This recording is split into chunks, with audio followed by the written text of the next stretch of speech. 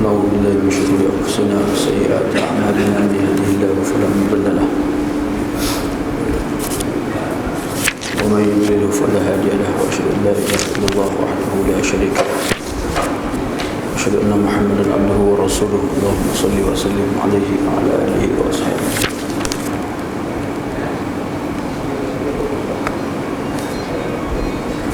Assalamualaikum warahmatullahi wabarakatuh. Minggu lepas kita baca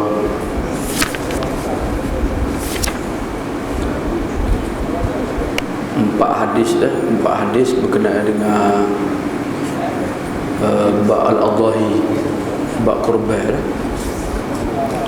Antaranya ialah hadis yang utama sekali berkenaan dengan perbuatan Nabi sallallahu alaihi wasallam yang mengerjakan ibadah kurban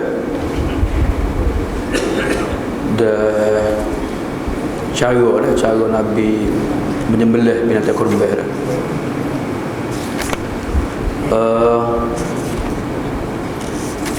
Malam ini sambung hadis yang ke 1394. Itu hadis Al-Barra. Wa Al-Barra bin Azib radhiyallahu anhu qala qama fina Rasulullah sallallahu alaihi wasallam faqala arba'un la tajuzu fi dhahaya al-awra'u al-bayyinu awaruha wal maridatu al-bayyinu maraduha wal arja'u al-bayyinu talamuha wal kabiratu allati la tunki rawahu Ahmad wal arba'ah wa sahahahu at-Tirmizi wa Ibnu Hibban. Hadis ni diriwayatkan oleh Imam Ahmad dan 4 orang imam dah. Maksud dianya Abu Daud, At-Tirmizi, Nasa'i dan Ibnu Majah dan juga Ibnu Hibban dah. Dan Imam Tirmizi mensahihkan hadis ini. Maksud dianya daripada Barra bin Azib radhiyallahu anhu, Rasulullah berdiri di tengah-tengah kami seraya bersabda, sama ada Nabi bangun memberi penjelasan dalam khutbah atau dalam keadaan biasa. Rasulullah ni kadang-kadang Rasulullah bagi tazkirah, beri ingatan dan kadang duduk dan kadang-kadang Nabi bangun cacat bangun cacat tu tanda sungguh lah. Sebab tu khutbah pun berdiri dah, antara rukun khutbah ataupun kewajipan khutbah ni kena berdiri dah. Nabi menjelaskan, Nabi kata arba'un, 4 macam haiwan la tajuzu fi dhahaya, yang tidak harus, yang tidak boleh dijadikan korban. Yang pertama al-awra'u al-bayyinu awaruha, haiwan yang tampak jelas butanya. Yang kedua al-maridatu al-bayyinu maraduha, yang nampak sakit, jelas sakitnya. Yang ketiga al-arja'u, yang nampak jelas pincangnya. Al-arja' ni dari bahasa Kelantannya kecok, tempang lah. Bahasa Malaysianya tempang dah, terhinjuk-hinjuk. Wal kabiratu, dari keempatnya al kabirah, yang haiwan yang terlalu tua, allati la tunki, yang tidak bersumsum, maksud tak ada daging, tak ada daging, tak ada isi, tinggal tulis saja. Terjemah kali lagi daripada Barra bin Azib radhiyallahu anhu, dia berkata Rasulullah bangun di tengah-tengah kami, memberi penjelasan. Sabda baginda 4 jenis binatang yang tidak harus dijadikan korban. Yang pertama al-awra'u al-bayyinu awaruha, yang jelas buta. Al-maridatu al-bayyinu maraduha, yang jelas sakit. Al-arja', yang jelas sakit kaki, kecok dia, tempang dia. Dari keempatnya buta, yang tidak ada isi, tidak ada daging. Tinggal tulis saja. Okey, pengajaran hadis dia yang pertama sekali, hadis ni menunjukkan bahawasanya Empat jenis binatang yang disifatkan di atas itu tidak harus dijadikan korban. Berkenaan dengan hadis ni, ahlu zahir mengatakan tidak ada aib kecuali empat aib ni sahaja. Empat aib ni sahaja yang tidak boleh dijadikan korban. Kalau aib-aib lain dibolehkan. Manakala jumhur pula mengatakan bukan aib ni saja, aib yang disebut oleh Nabi ataupun menyamai dengan aib ni ataupun lebih daripada aib ni lagi.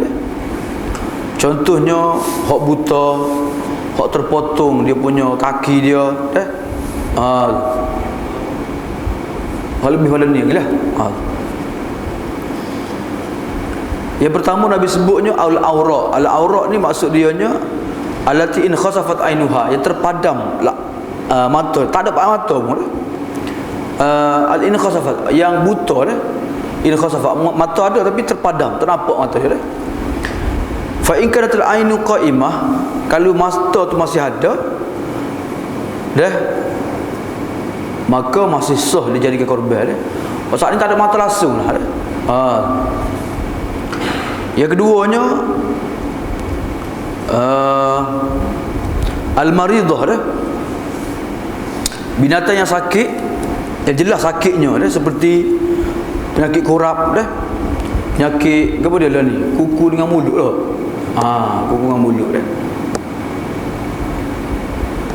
Dia penyakit kuku mulut ni orang pun kena. 2-3 minggu lepas anak ambo kita taskal sekali dengan tadika sekali lah ngaji. Jadi pihak taskal bila budak-budak ni kan ada hak jakit terkena penyakit kuku dengan mulut ni, jadi kau ramah jakit lah. Jadi akhirnya pihak kesihatan suruh tutup tadika sementara waktu untuk mengelakkan lebih ramah jakit dah. Jadi menyebabkan bekak jadi gatal dah, jadi dahaga, pecah mulut semua sekali dah. Tu orang dah. Kalau lembu kubah tak tahulah macam mana dah. Penyakit kuku dengan mulut dah. Baru ni ada buat apa dia, buat pameran maha dah, ada pertanian lah, peternakan lah. Jadi orang pergi tu kata tak ada kambing lembu. Sebab apa? Sebab takut nyakit kuku dengan mulut lah. Adanya ayam-ayam serati titik gitu lah. Jadi ni penyakit yang berjangkit dah. Jadi kalau jelas binatang itu berpenyakit, maka tidak harus juga kita jadikan korban dah.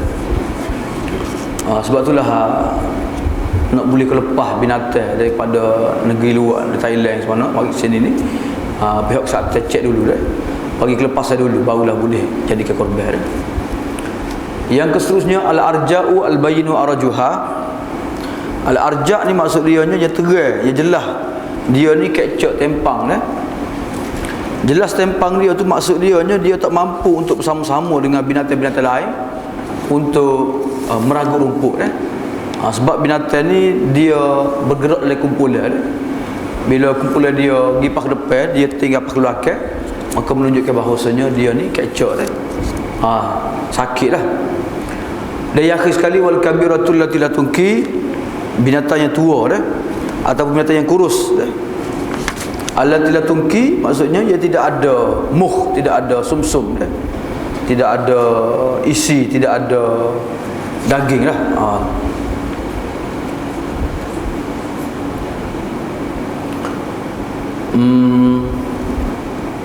Katanya Imam Nawawi, mereka sepakat bahawasanya aib yang disebut dalam hadis itu tidak harus korban dengannya. Begitu juga aib-aib yang seumpamanya ataupun lebih teruk daripadanya.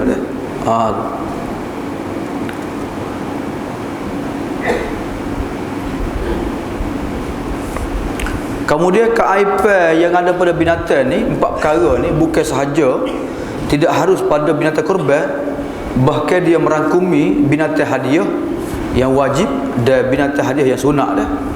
Begitu juga tidak boleh dijadikan sebagai dam muta'ah. Tamattu', haji tamattu' dah. Dam kiran dah. Dan tidak harus juga dijadikan binatang untuk sembelihan akikah dah. Jadi semua yang tidak harus pada udhiyah, tidak harus juga pada sembelihan dengan tujuan untuk mendekatkan diri kepada Allah dah. Dalam perjumpaan Hay'ah Kibarul Ulama dah, majlis membahaskan berkenaan dengan binatang yang disembelih yang tidak diketahui sakit dia kecuali selepas sembelih dah. Maka adakah harus dikira sah binatang tersebut ataupun macam mana dah? Binatang tu pada zahir nampak sihat. Bila kita sembelih dia, belah-belah perut dia, dia buai kulit dia semua sekali, kita dapati binatang tu memang ada penyakit dah. Penyakit yang bahaya dah. Macam mana binatang tersebut? Adakah dia dikira sah ataupun kena ganti sembelih lain dah? Kata dia, kebanyakan ahli majlis mengatakan sah dah. Sebab apa? Sebab waktu sembelih tu tak jelas, tak nampak dia punya penyakit dia. Selepas sembelih pun nampak penyakit dia dah. Manakala sebahagian anggota majlis lagi pula mengatakan tidak harus, dia tidak sah dah. Dia kena ganti dengan sembelih lain dah.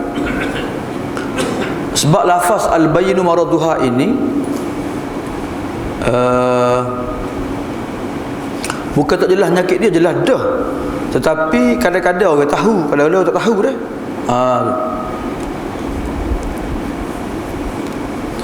Ataupun al-bayyinah maraduha ni maksud dia nya jelas penyakit dia tu sama ada sebelum sembelih atau selepas sembelih. Bila jelas dah lepas sembelih baru nampak penyakit, tak boleh lah. Walaupun sembelih dah. Ibaratnya gini dah, kita beli barang, molek dah barang tu. Bawa klik-klik rumah. Pasal-pasal tak hidup lah. Pasal kedai hidup, klik-klik tu tak hidup. Atas mula. Kena tu. Jadi aib tu walaupun selepas beli dah sekalipun, maka boleh dikembalikan semula dah. Jadi begitulah juga aib pada binatang ni, kalau nampak selepas sembelih baru nampak pun samalah kena ganti dengan sembelih lain dah. So yang keduanya, kerana kosak maksud daripada nak hadiah ke binatang dan korban ini dan sembelih-sembelih lain, maksud dia nak memberi faedah dah. Jadi bila tidak ada faedah kerana kes penyakit dia saat ni, maka hilanglah maksud sebenar dah.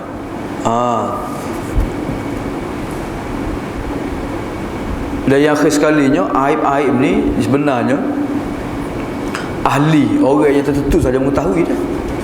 Dia orang biasa tak tahu aib pada binatang tersebut dah. Jadi pengarah ni dia lebih menyokong dan memilih pendapat tak boleh dah, walaupun nampak keaiban dia, penyakit dia selepas pada sembelih dah. Jadi kena ganti sembelih lain lah. Kemudian hadis seterusnya, wa an Jabirin radhiyallahu anhu qala Rasulullah sallallahu alaihi wasallam la tadhbahu illa musinnatan illa an ya'sura alaikum fatadhbahu jaza'ah min adh-dha'ni, rawahu Muslim. Dari Jabir radhiyallahu anhu, dia berkata, sabda Rasulullah sallallahu alaihi wasallam, janganlah kalian menyembelih haiwan korban kecuali yang sudah berumur 1 tahun dah. Musinnah ni maksudnya cukup umur lah. Tak kira lah setahun bagi biri-biri, 2 tahun bagi kambing lembu, 5 tahun bagi unta dah. Itu musinnah maksud dia dah. Illa an ya'sura alaikum, kecuali apabila kamu sulit mendapatkannya dah. Maka waktu itu bolehlah kamu sembelih kambing jaza'ah dah. Kambing jaza'ah ni kami sudah berumur 6 bulan sehingga 1 tahun dah. Berterjemah dah. Jadi kita tahu dah umur binatang ni bila cukup umur, sama ada saling gigi, unta, lembu, kubah, kambing, biri dah. So ataupun yang keduanya cukup umur, maksud dia nya cukup umur setahun bagi biri-biri, maksud 2 tahun. Kambing umur cukup umur 2 tahun, maksud 3 tahun. Begitu juga lembu. Dan unta maksud 5 tahun. Cukup 5 tahun maksud 6 tahun dah. Itu maksud cukup umur dah. Jadi biri ni umur dia cukup umur setahun dah. Nabi kata jangan kamu sembelih kecuali hak cukup umur. Kecuali susah untuk kamu mendapatkannya dah. Tak ada dah hak cukup umur. Hak adanya ialah biri-biri hak masih muda dah. Maka bolehlah kamu sembelih biri hak muda dah. Fatazbahu jaza'ah min adh-dha'ni dah. Jaza'ah min ad-dha'ni ni, jaza'ah ni kalau dari segi bahasa Arabnya makana syaban fatiyan dah. Binatang hok masih muda dah. Kalau beri nebula, kalau apa dia? Beri dah kan?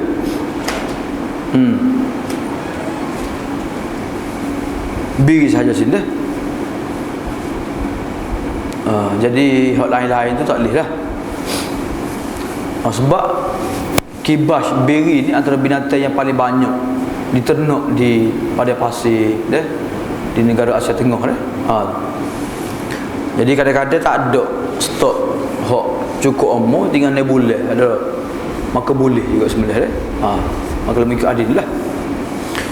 Okey, berdasarkan hadis ni yang pertama katanya Al-Azhari, laisa makna asnanul baqar wasyah kibrun sinnin karrajuli, lakin makna turusaniyah. Musinnah ni bukan maksudnya binatang yang tua dah, binatang yang cukup umur dah. Maksudnya bukan maksud cukup umur tu tua, umur dia lebih, tetapi maksud dia keluar bertukar gigi depan dia dah. Itu maksud musinnah dah. As-saniyyu minal ibili, cukup umur unta ni maksud 5 tahun dah. Lembu dengan kurban 2 tahun dah. Kemudian biri pula setahun dah. Zahir hadis ni menunjukkan bahawasanya biri hok masih muda ni ialah matamalahu sittatu ashhur. Hok cukup 6 bulan dah. Tidak sah kecuali tidak ada hok cukup umur dah.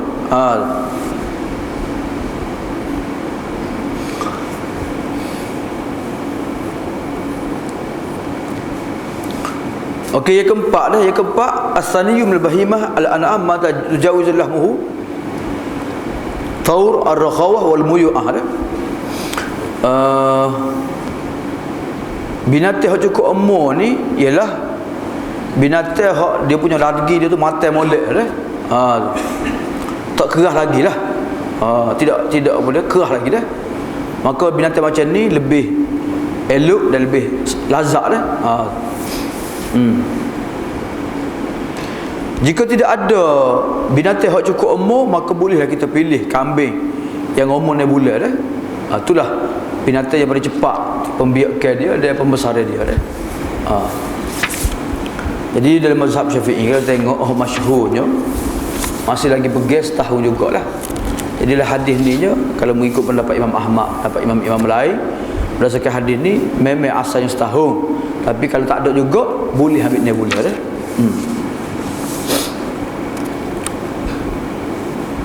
Dia Arab ni memang dia suka sembelih, dia sembelih apa dia?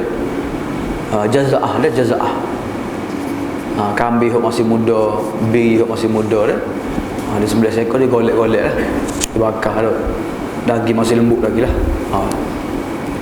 Kalau lepak kita ni panggil ayam dara dah, ayam dara dia panggil. Puyuh dara, ayam dara dah. Maksudnya ayam hok masih muda lagi, ayam kapuh masih muda lagi dah. Tidak kata kerah, bapuk kerah belaga tu dah. Kemudian hadis seterusnya wa an Ali radhiyallahu anhu qala amarna Rasulullah sallallahu alaihi wasallam an nastashrifal aina wal udhuna wa la nudhahi bi ahra wa la muqabalah wa la mudabarah wa la kharma wa la sarma. Akhrajahu Ahmad wal arba'ah wa sahahahu at-Tirmidzi wa Ibnu Hibban wal Hakim.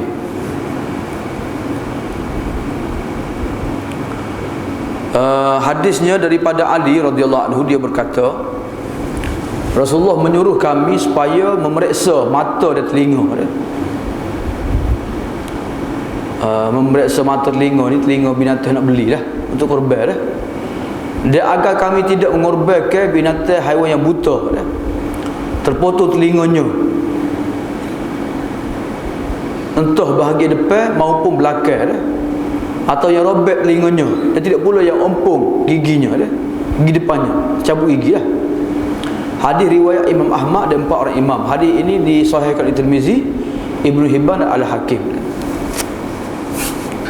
Tengok dah, binatang korban ni ada binatang hak tidak sah dijadikan korban, dia ada binatang hak makruh, sah tapi makruh lah.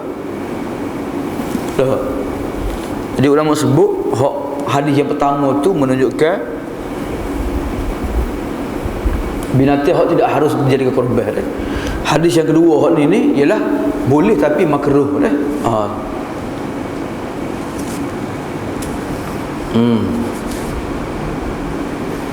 Al-awra' ni, al-awra' tadi ke al-awra' al-bayinu awaruha dah. Buta ataupun terpadai mata jelas terpadai mata dah. Kalau binatang tu masih ada mata lagi, nampak tak nampak, maka boleh lagi dijadikan korban dah. Hak gabuh lah. Binatang hak gabuh dah.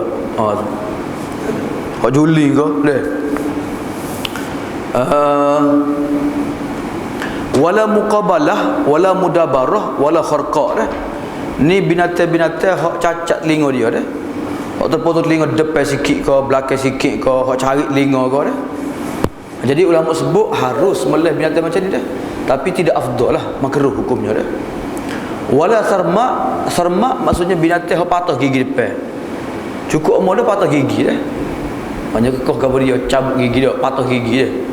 Jadi hak jongeng tak ada gigi depan ni pun harus, tetapi makruh lah, tidak sempurna dah. Jadi kalau binatang ni kalau tidak ada juga binatang lain, maka bolehlah kita buat korban dah. Tapi kalau binatang lain hak sempurna tu ada, maka lebih baik kita utamakan hak lain dah. Itu maksud dia dah. Pengejaran hadis dah.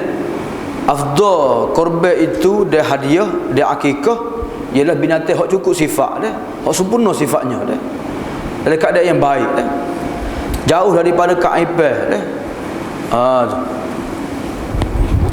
Kerana ia merupakan ibadat dan cara mendekat diri kepada Allah Subhanahu wa taala.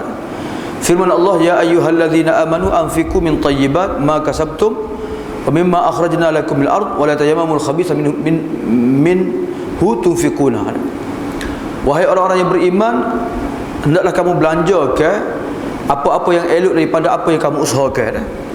Dan apa yang kami keluarkan daripada bumi. Dan kamu jangan pilih hak buruk untuk kamu sedekahkan, kamu infak. Jadi ayat ni menunjukkan dan menyuruh kita supaya pilih hak terbaik dah. Ada orang tunjuk gambar lembu Pakistan besar dah. Kalau ni ke dalam Facebook dia tunjuk, dalam WhatsApp dia tunjuk dah. Besar sungguh lembu dah. Macam gajah lembu. Besar sungguh kan. Nanti kita kongsi gambar dia dah. Allah besar. Dalam 30,000 seekor ada lembu. Dah. Sama mahal dengan kereta dah. Kereta protong. Padahal kalau dia seekor lembu tu sembelih untuk sekeluarga pun sabar lah. Tengok besar sungguh. Dah. Seekor dia tu macam 4 ekor lembu lain dah. Lembu-lembu biasa 3,000, 3,500 gitu ya. Dia 30,000 seekor kira. Dia berapa pikul lagi dia. Dah. Berapa tan? 2-3 tan ada lagi dia. 300 kilo dah. Okey, yang kedua dah, antara kesempurnaan binatang korban ni ialah selamat pada telinganya, matanya dan tanduknya dah. Walaupun telinga orang tak makan, mata orang tak makan, tapi tu sifat yang sempurna dah. Fala takunu uzunuha maqtu'ah, tidak terpotong telinganya, tidak tercarik, tidak ditebuk dah. Wa ayyakuna qarnuha, dan tanduk dia pun selamat, masih ada tanduk dah, tak patah tanduk dia dah. Dan mata dia pun selamat dah, tidak kata warna putih ke, tidak kata selaput ke dak dah. Kita nak pilih binatang pun kita pilih binatang hak sihat-sihat, hak segar-segar dak. Binatang koyong sakit dak, tak sihat mana berapa nak korban dak. Tak jadi dah. Jadi kita pilih binatang hak segar-segar. Okey, di sini disebut khilaf ulama tentang binatang hak patah tanduk dah. Terpotong kebanyakan telinganya dah. Jumhur ulama mengatakan tidak sah dah. Korban binatang hak terpatah tanduk banyak dan terpotong banyak telinga dia dah. Imam Ahmad kata la tujziul udhiyah. Tidak harus korban dengan binatang hak patah tanduk, hak terpotong telinga dia dah. Kerana hadis Ali yang disahihkan oleh Imam Tirmizi dah. Yang mana sahih hadis ni haram dah. Manakala Imam Syafi'i mengatakan sah dah. Kerana hadis ni pun orang pertikai hadis ni. Dah. So yang keduanya alasannya kerana telinga dia tanduk tu bukan kosak dia untuk makan dah. Dan di kalangan mazhab Hambali, Ibnu Muflih pun memilih pendapat ini, pendapat Imam Syafi'i dah. Katanya Syekh Abdul Rahman As-Sa'di, pendapat yang sahih di kalangan ahli ilmu ialah binatang yang terpotong telinga dan tanduk masih sah dah. Kerana larangan ini, larangan mengorbankan binatang yang terpotong telinga dan tanduk ni, walaupun sah berhujah dengannya, tapi dia hanya makruh sahaja dah. Sebagaimana Nabi menyuruh kita supaya memerhatikan telinga dengan tanduk dah. Adapun binatang yang terpotong, dia punya ekornya dah.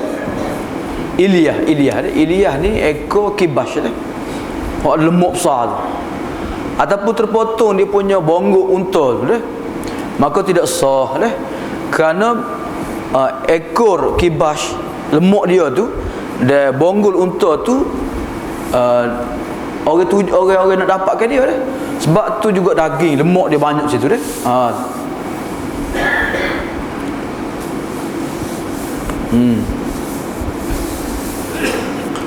Okey, itu hadis yang ketiga dah. Hadis-hadis berkenaan dengan aib sembelih yang makruh dah, tak diharam, yang kedua makruh dah. Kemudian seterusnya, wa an Ali bin Abi Talib radhiyallahu anhu qala amarani Rasulullah sallallahu alaihi wasallam an aquma ala budnihi wa an uqassima luhumaha wa juludaha wa jilalaha ala al-masakin wa la utiya fi jizaratiha minha syai'an, muttafaqun alaihi.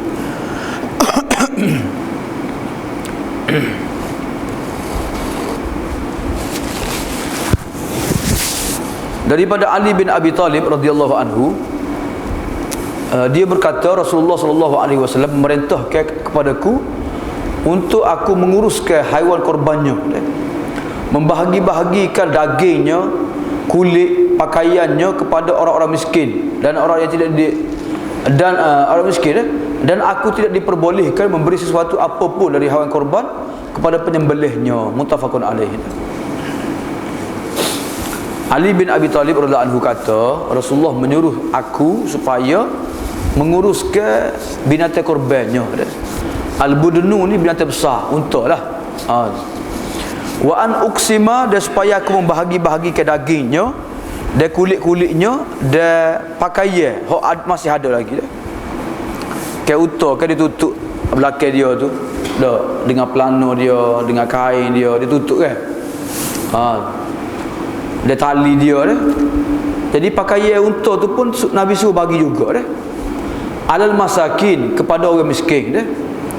Wala utiya, yang keduanya Rasulullah juga melarang aku memberikan sebagai upah kepada orang yang menyembelih, orang yang melapah ni, sebahagian daripada dagingnya, daging unta sebut dah. Hadis muttafaqun alaihi dah. Okey, yang pertama hadis ni harus kita mewakilkan sembelih binatang korban ataupun hadiah. Dia harus juga kita mewakilkan orang lain supaya membahagi-bahagikan dagingnya kepada orang yang berhak dah. Tu yang pertama dah. Harus wakil dah. Sama ada wakil harus dia suruh bagi semua daging, dia piti saja rebel ambil segi yang bagi belakang lagi tu, ataupun dia mari ambil separuh, dia tinggal separuh, dia kata dia mahu bagi lagi ni. Dah. Nak wakil semua ke, wakil separuh ke, hak tu boleh belakang dah.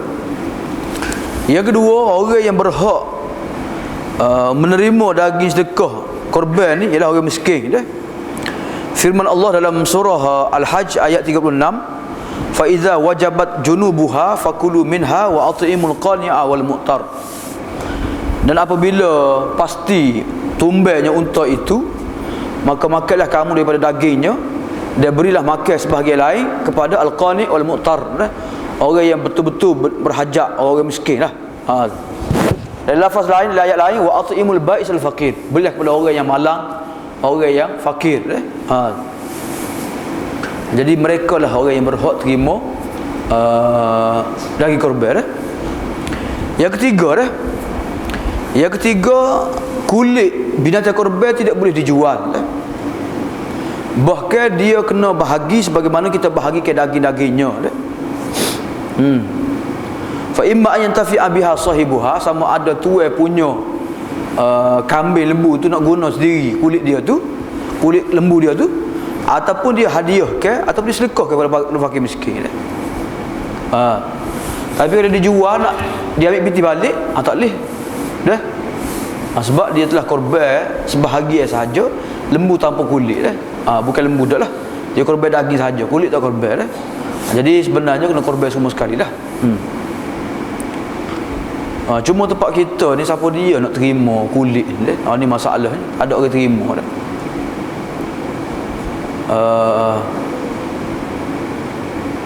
Kalau di Pakistan kulit ni dia proses dah.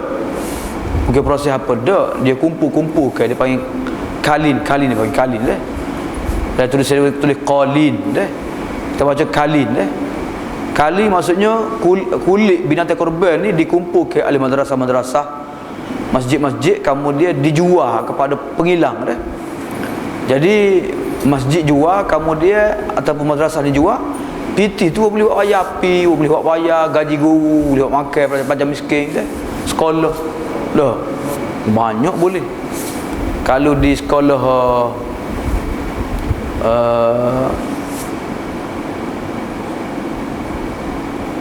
Ulum Islamiyah dah, Bunir Town juga, dekat-dekat 3 lori 4 lori trailer dah waktu bit berapa tu dah. So kulit 300 dia jual, so kulit lembu 300 dah. Kulit kambing 30 riyal. Orang kali kalau 1000 berapa dia? Banyak tu dah. 1000 baru, kalau 30,000 40,000 dah. Banyak dah. Jadi dia uruskan dengan baik lah. Sebab kita tak ada nak proses dah. Ada orang sekolah tabligh di Pekanbaru tu, dia kumpulkan kulit-kulit tu, dia panggil orang Thailand. Orang Thailand mari ambil, dia jual Thailand. Jadi pengurusan daging korban, pengurusan sembelih korban yang merasa hak lebih pengalamannya orang Pakistan. Sebab pertama mazhab dia wajib dah. Yang keduanya memang dia cepatlah mengurus dah daging korban semua sekali dah. Dia amo sendiri tengoklah macam mana dia orang urus korban dah. Kalau masjid-masjid gak memang meriah dah. Setiap masjid, setiap madrasah ni boleh kata 200 hektar, 300 hektar dah. Bukan 3 ekor, 300 hektar. Hari pertama 200 hektar, hari kedua 100 hektar dah. Bukan lembu saja, lembu pun banyak, kambing pun banyak dah. Lembu 300 hektar, kambing 200 hektar, unta 10 hektar dah. Banyak dah.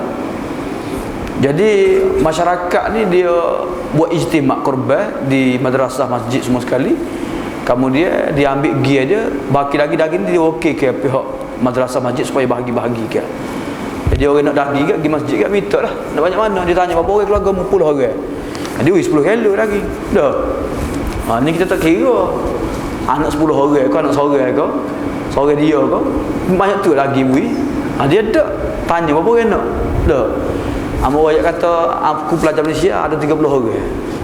Dia bui dekat dengan 2 ekor lagi saja. Dekat dengan separuh lembu. Dah.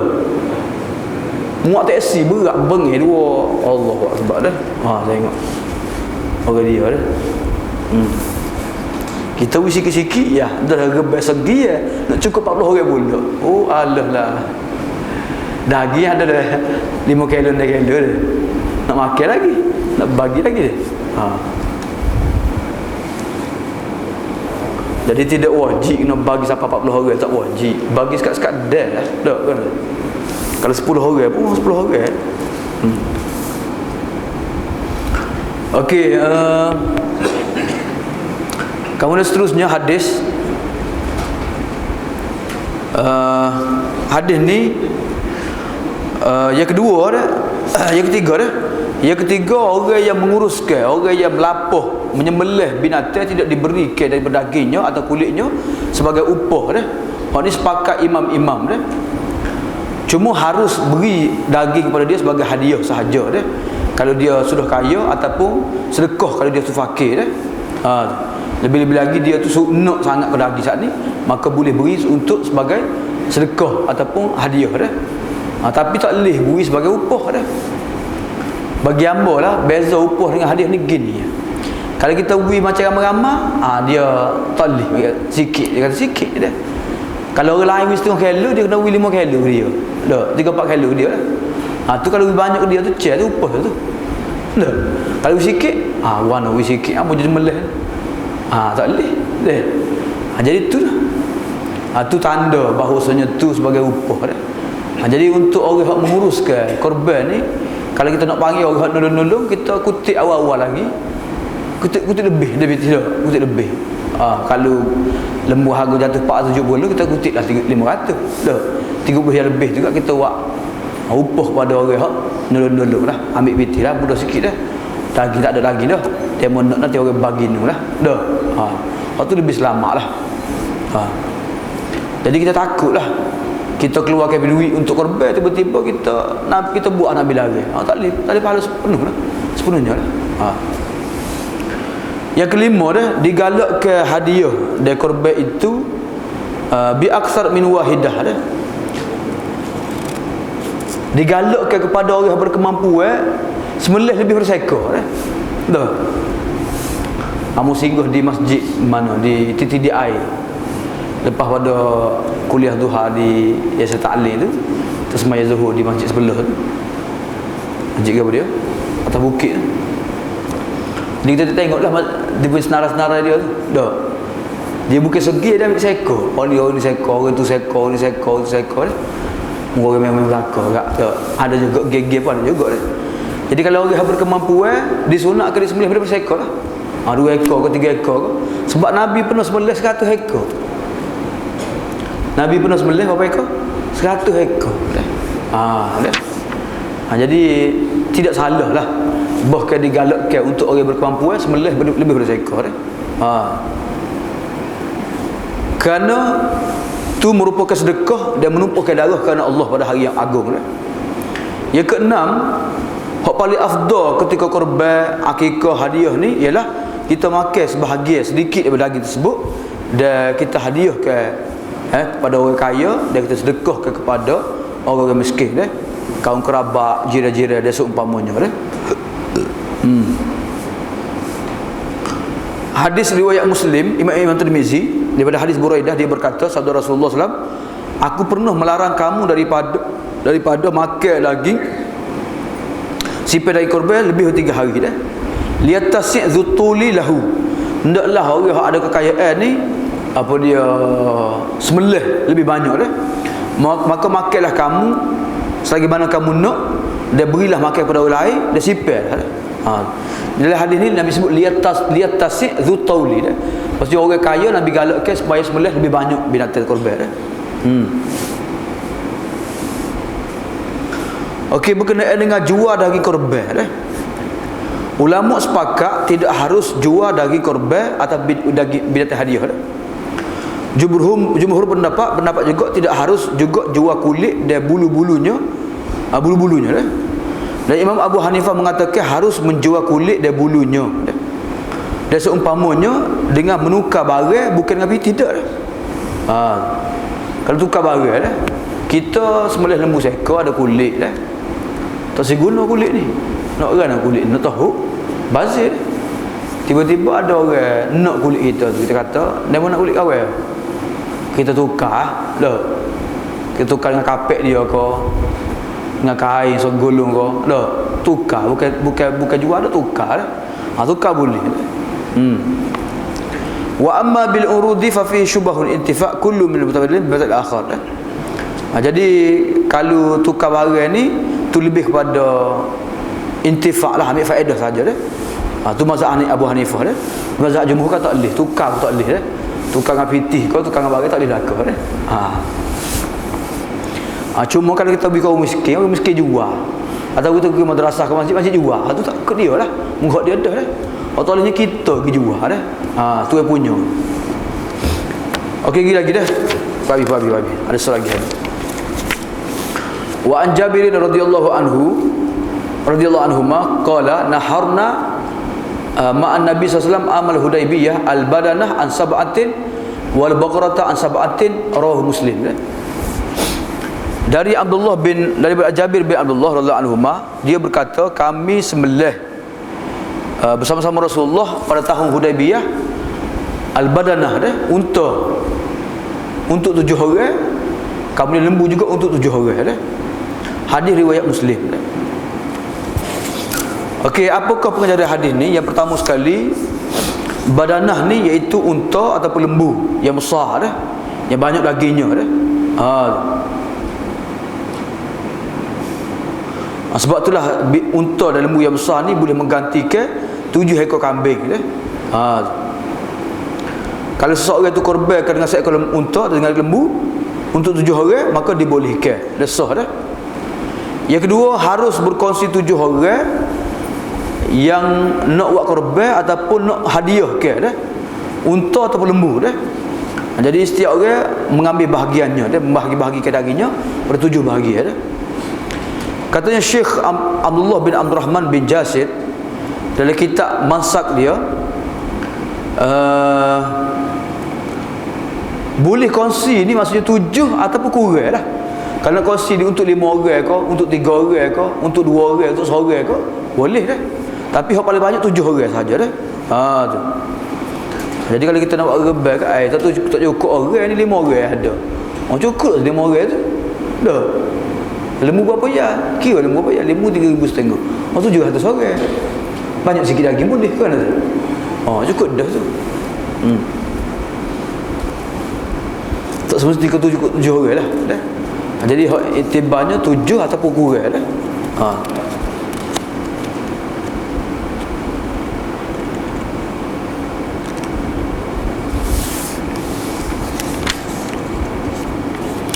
Yang seterusnya, harus bagi orang hak korban binatang ni seekor kambing untuk dirinya dan untuk seluruh keluarganya ni berkongsi pahala lah, bukan berkongsi korban dah. Sudah memadai kalau sebuah rumah tu ketua keluarga sembelih kambing seekor untuk dia dan untuk seluruh keluarganya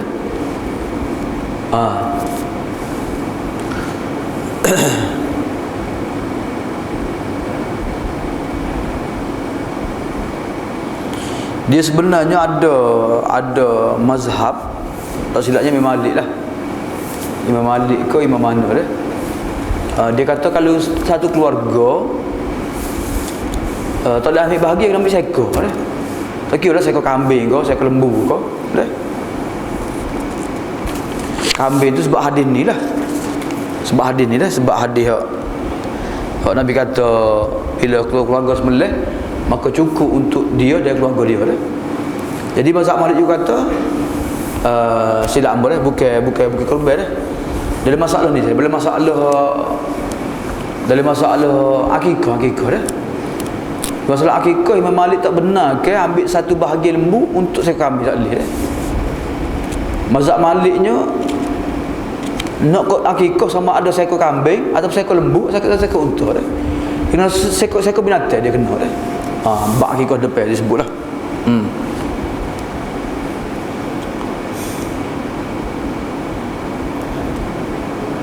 Kemudian yang akhir sekali, hadis ini juga berkenaan dengan hadiah ni.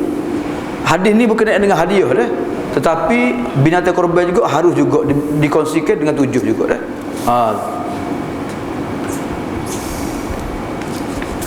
itulah hadis-hadis berkenaan dengan korban yang sempat kita baca pada malam ni. Kalau boleh kita baca sikit lagi bab akikah sikit lagi sebab orang tak baca mana ada akikah tak. Akikah buat sama tapi orang tak baca kita baca dua hadis akikah. Ali bin Abbas radhiyallahu anhuma anna Nabi sallallahu alaihi wasallam aqqa al-Hasan wa Husain kabshan rahu Abu Daud wa sahih Ibnu Khuzaimah wa Ibnu Jarud wa Abdul Haq lakin rajjaha Abu Hatim irsalahu. Dari Ibnu Abbas bahawa Nabi mengakikah Hasan dan Husain masing-masing seekor kambing kibash. Hadis riwayat Abu Daud disahihkan oleh Ibnu Khuzaimah, Ibnu Jarud serta Abdul Haq, namun Abu Hatim lebih menguatkan kemursalannya Ni Imam apa dia Albani pun mentasihkan hadis ni dah. Syekh Mustafa Adawi dia mendhaifkan hadis ni dah. Syekh Mustafa Adawi ni dia anak murid kepada Syekh Mukbir dah. Syekh Mukbir ni dia sezaman dengan Albani lah. Jadi dia kata hadis hak sahihnya, hak betul-betul sahih, hak terdapat dalam Bukhari Muslimnya ialah kibas apa dia semelih ni 2 ekor untuk laki-laki, 2 ekor untuk perempuan. Dah. Jadi tidak ada hadis hak lain hak boleh kuat lawan hadis ni lah. Dia kaedahnya hadis hak sahih bila bercanggah dengan hadis hak kurang sikit dia panggil hadis tu hadis munkar dia panggil dah. Hadis hak gagah tu panggil hadis mahfuz tu panggil dah. Daripada Aisyah tu hadis kedua. Kita tengok hadis 1401 kan. An Aisyah radhiyallahu anha anna Rasulullah sallallahu amarahum ayyu'aqqa al-ghulami syatani wa mukafiatani wa jariyah syatun. Tu hadis riwayat Tirmizi, dia hadis Tirmizi kata sahih hadis dah. Dari Aisyah bahawasanya Rasulullah memerintahkan mereka para sahabat agar berakikah dengan 2 ekor kambing yang sepadan umur dan besarnya untuk bayi laki-laki dan 1 ekor kambing untuk bayi perempuan. Sebab apa 2 ekor laki-laki, 1 ekor untuk perempuan? Sebab itulah kita tengok memang anak laki-laki ni banyak kelebihan dia dah. Kalau segi harta pesaka pun dia dapat lebih dah. Dia tanggungjawab pun dia lebih dah.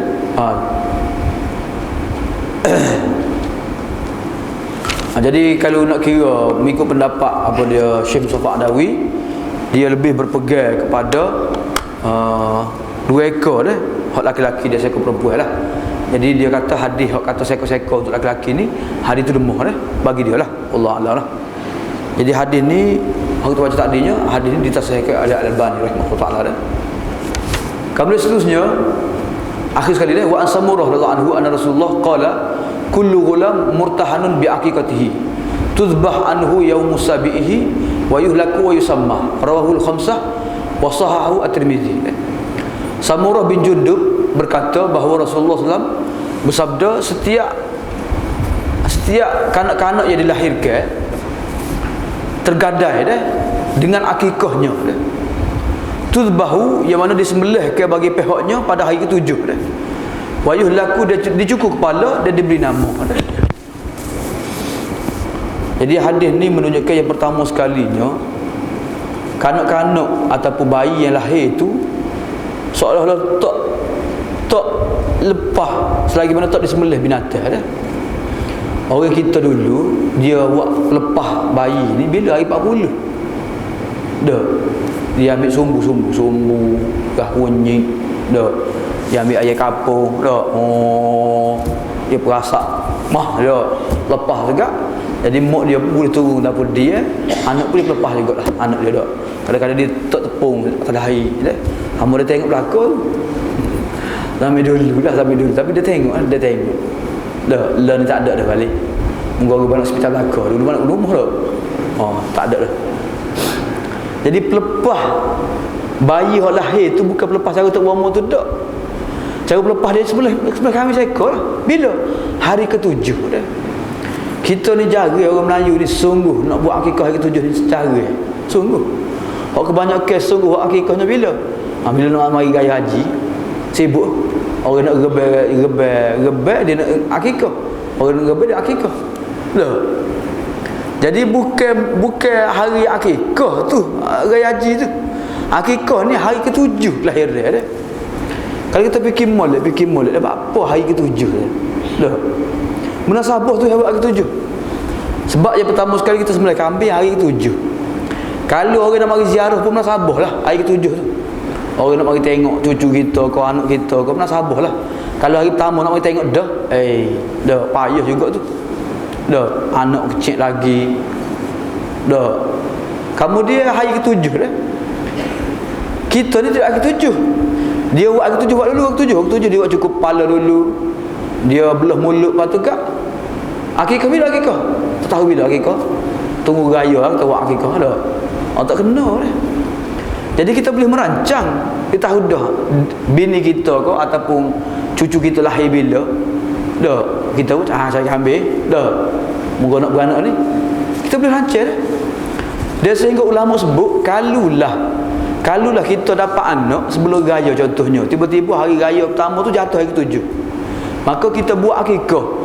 Tak payah buat dah korban. Dah, kira jamuk gitu ya. Dah buat dah akikah buat korban kira sos melih. Dah. Jadi maksudnya hari ke-7 tu penting dah.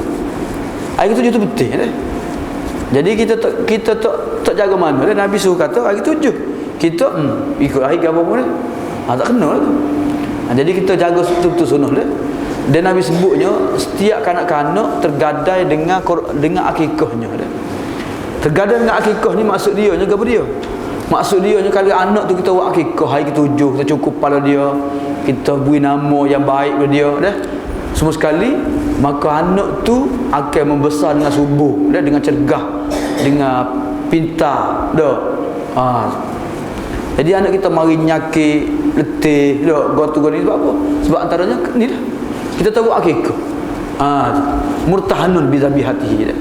Murtahanun, dia kata murtahanun ni kan kalau anak ni mati tak dia bagi syafaat pada mak ayah dia dah. Itu murtahan dah. Ada kata murtahanun ni maksud dia dia akan membesar dengan cara baik dah. Jadi orang Melayu kita ni tak sungguh dengan tentang hadis tentang akikah lah. Dia buat akikah dia tua buat akikah. Orang tadi buat akikah tua kan? Bukan ghulam lah tu. Nabi sebut ghulam, kullu ghulamin dah. Setiap budak yang baru dilahirkan dah. Jadi kita cuba ubahlah tradisi kita dah. Lepas ni kalau anak boleh anak cucu kau, kita cuba sedaya upaya ke-7 kita buat juga akikah dah. Boleh sangat. Kena saya. Sebetulnya ya juga buat hari lain pun lebih pitih juga. Sebetulnya ya. Kalau kita merancang nak beli kain lapis boleh, baju anak boleh, nak bayar ke hospital swasta boleh, dah. Nak beli obat baru perut boleh. Tak kena beli kambing seekor satu. Mesti boleh tak? Boleh sangat benarnya dah. Wallahu a'lam lah. Itulah hadis-hadis yang sempat kita baca.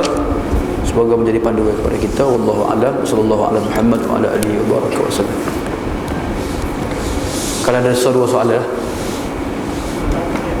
Ya. Cacat. Dia punya tak cacat asal. Okey. Lepas tu bila dah nak tulis lagi. Ya. Lepas tu dah tembok tu semua. Wait. Dan dua masa kita nak proses semua tu. Apa dia? Apa kaki atau apa dia sudah boleh.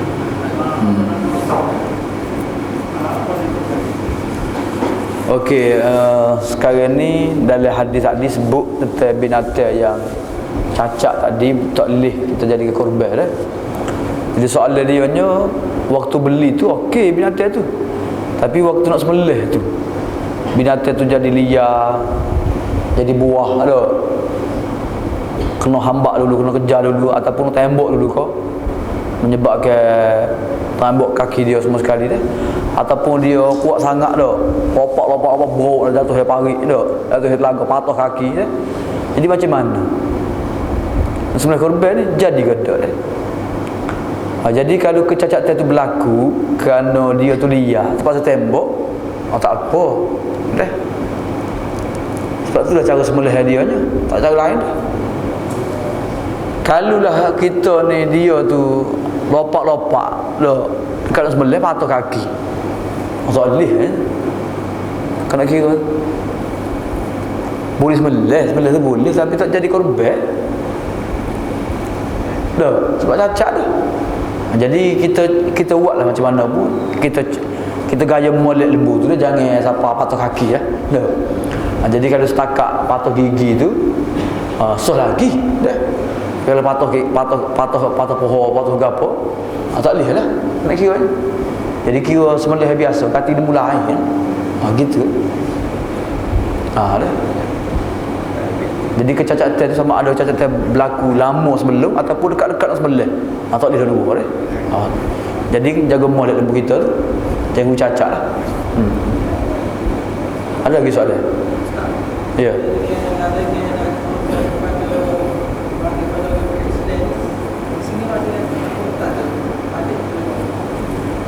berkenaan dengan baging daging korban kepada orang Bukit Selah dah.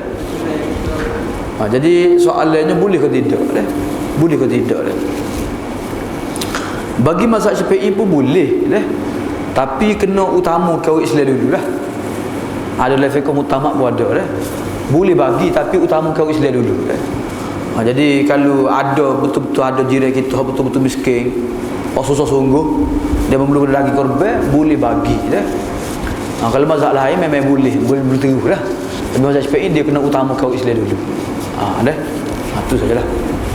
Jadi jawapannya boleh lah. Boleh bagilah. Akikah korban sama dah. Tapi kena utama kau Islam dulu. Tapi mazhab lain memang fatwa dia boleh lah untuk orang miskin dah. Untuk orang miskin dan tidak ada larangan dah memberikan daging kepada orang bukan Islam dah. Tidak ada larangan dah. Ada lagi soalan?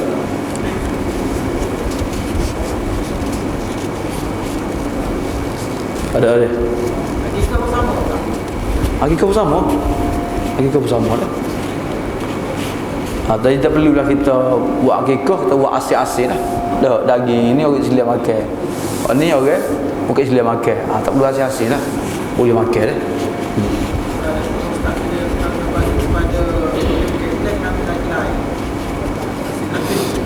Ustaz kena bawa dalil Ustaz kena bawa dalil kepada dia hak melarang kita bagi daging kepada orang bukan Islam dah. Kalau dalil kita terima lah, tak masalah. Tersimpan-lembar apa kita dia. Jadi ada dalil pun dalil. Dah. Jadi tak ada larangan, harus lah. Asalnya harus lah. Itu je lah. Cuma dia pergi hadis itulah keutamaan beri makan kepada orang Islam. Dah. Tapi bukan utama itu bukan maksud melarang beri makan kepada orang bukan Islam. Bukan mana gitu dah. Ada? Allahu a'lam wa sallallahu ala Muhammad wa ala alihi wa barakatuh wasallam. Alhamdulillah.